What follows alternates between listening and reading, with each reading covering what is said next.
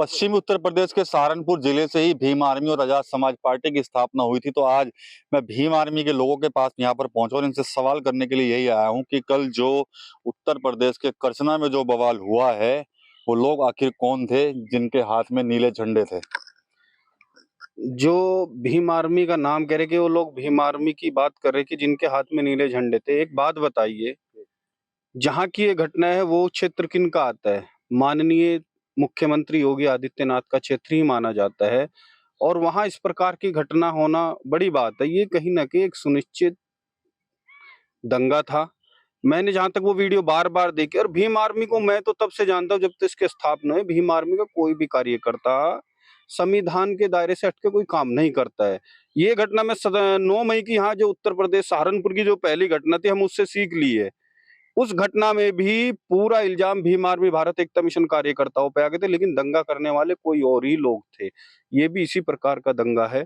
Bhim army का कोई भी कार्यकर्ता मैं नहीं मानता हूँ कि इस प्रकार का दंगा करने के लिए काम करता है। भीम आर्मी संवैधानिक दायरे में काम करती है और ये कहीं ना कहीं उत्तर प्रदेश में आपको भी दिख रहा है। जब से चंद्रशेखर आजाद की लोकप्रियता दिन बर दिन बढ़ती जा रही है, उसे धुल-मिल करने के लिए ये कार्य किया गया और खासकर उत्तर प्रदेश के मुख्यमंत्री के क्षेत्र में ये काम हुआ है।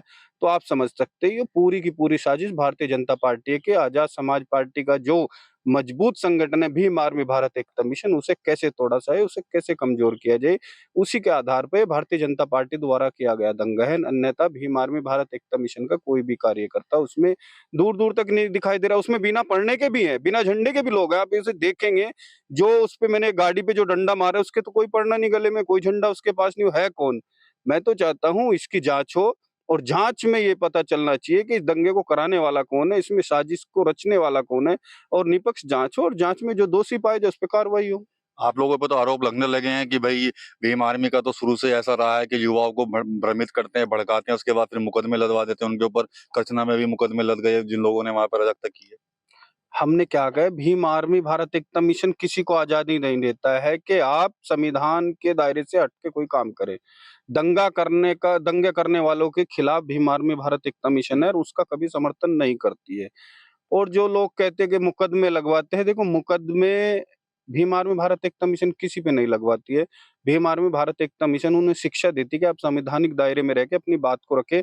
आंदोलन हमारा राइट है, आंदोलन हम करते हैं इसलिए करते हैं जब सरकार हमें मजबूर कर देती है, जब हम न्याय के लिए आवाज उठाते हैं, जब हमारे ऊपर अत्याचार होते हैं, जब उसमें हमें न्याय नहीं मिलता है, तो अब हम आंदोलन करते हैं और हमारे आंदोलन पीसफुल रहते हैं। ऐसा नहीं है, आप इतिहास उठा लीजिए, जितने भी आंदोलन हुए हैं, हम किसी भी आंदोलन में कोई ऐसा उग्र आंदोलन आज तक नहीं हुआ है जिसमें किसी को क्षति पहुंची है। और बताया जा रहा है, मैं खुद इन आंदोलनों से जुड़ा हुआ हूँ, इन आंदोलनों के नेता भी, हमारे नेता इस आंदोलनों से नेता बने। हम भी आज अगर कहीं खड़े तो इन आंदोलनों से ही है।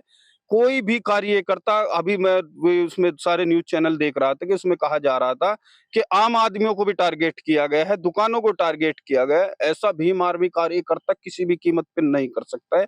ये कहीं न कहीं हकीकत तो यही है कि देश में, खासकर उत्तर प्रदेश में जितनी भी राजनीतिक पार्टी हैं, उन्हें अपना राजनीतिक खतरा भीम आर्मी भारत एकता मिशन, आजाद समाज पार्टी दिखाई दे रहा है।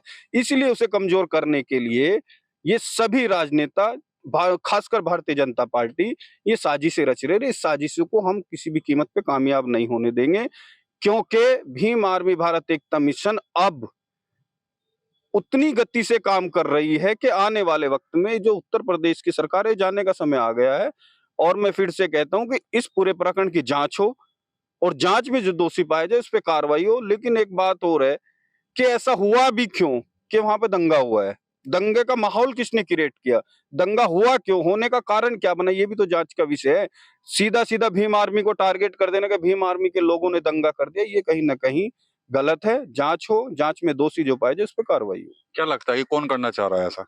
ये खासकर आप देखिए, जिनका क्षेत्र, एक मुख्यमंत्री के क्षेत्र में इतनी बड़ी घटना हो रही है और घटना होते हुए कोई वहां प्रसाद दिख रहा है कि जब वहां दंगा हो रहा है, वहां तोड़-फोड़ की जा रही है, एक भी पुलिसकर्मी आसपास नहीं दिखाई दे रहा है। पहले के पुलिसकर्मियों पे पत्थर बरसे हैं, पुलिसकर्मी कहाँ है?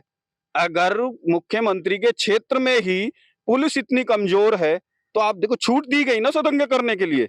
आप माहौल देखिए ना, उसे छूट दी गई। छूट कौन दे सकता है? सरकार दे सकती है, क्योंकि प्रशासनिक जो होता है, जो जितना भी अमला जमला होता है सब प्रशासन का, वो सरकार के अधीन होता है, तो उन्हें छूट किसने दी गई? वहां ऐसा समय, इतना समय दिया क्यों गया कि वहां तोड़ फोड़ हुई, वहां लूटपाट हुई? कहीं ना कहीं ये भारतीय जनता पार्टी सरकार के ही सुनिश्चित किया गया दंगा है, और इसमें आजाद समाज पार्टी, भीम आर्मी का कोई भी कार्यकर्ता सम्मिलित नहीं है। लेकिन मैं भी आपके चैनल के माध्यम से बता देना चाहता हूं, सरकार बहुजन समाज की इतनी दमनकारी नीतियों से काम कर रही है, इस पूरे प्रकरण में जो निर्दोष होंगे भीम आर्मी भारत एकता मिशन के कार्यकर्ता पदाधिकारी, उन्हें फंसाने का काम करेगी। और ये हमने देख भी रहे कि कार्रवाई में खासकर जो लोग वहां घटना में भी नहीं थे, उनका भी नाम इसमें सम्मिलित करके उन पे कार्रवाई करने का काम सरकार कर रही है, जिसका हम पूरे जोरों शोरों से विरोध करते हैं। आप कैसे देखते हैं जो कल पूरी अराजकता हुई है वहां पर, क्या कहेंगे इस पर? देखिए, तो जैसे हमारे भाई साहब ने अभी बताया कि ये भीम आर्मी भारत एकता मिशन और आजाद समाज पार्टी जो बढ़ रही है, उसे किसी रूप से घटाया जाए, किसी रूप से उसे तोड़ा जाए।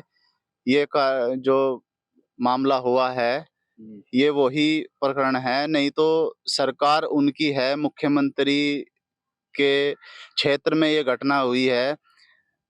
अभी तो इससे ज्यादा और क्या कहा जा सकता है कि मुख्यमंत्री के क्षेत्र में प्रशासन उसके हाथ में है, सरकार ऊपर भी नीचे भी सरकार उन्हीं की है, बीजेपी की है। और बीजेपी के सत्ता होते हुए भी उन्हीं के क्षेत्र में ऐसी घटनाएं हो रही हैं। और जैसे बता रहे हैं कि नीले पटके हैं गले में और झंडे नीले हैं, ऐसा कुछ नहीं है। और भीम आर्मी कभी भी ऐसे दंगे और ऐसे ऐसे मामले को नहीं कर सकती। ठीक है, ठीक है। एक बाबा है यहाँ पर। बाबा जी, आप बताओ कि जैसे युवाओं के हाथ में झंडे और डंडे और फिर पुलिस की गाड़ियों में तोड़फोड़, आप कैसे देखोगे इस चीज को? मैं तो टीवी पे देखा जो इसमें जो क्या भी समझते हैं आप, मतलब क्या हो क्या रहा है ये गलत हो रहा है जी। अच्छा, ऐसा ऐसे गलत हो रहा है। अच्छा।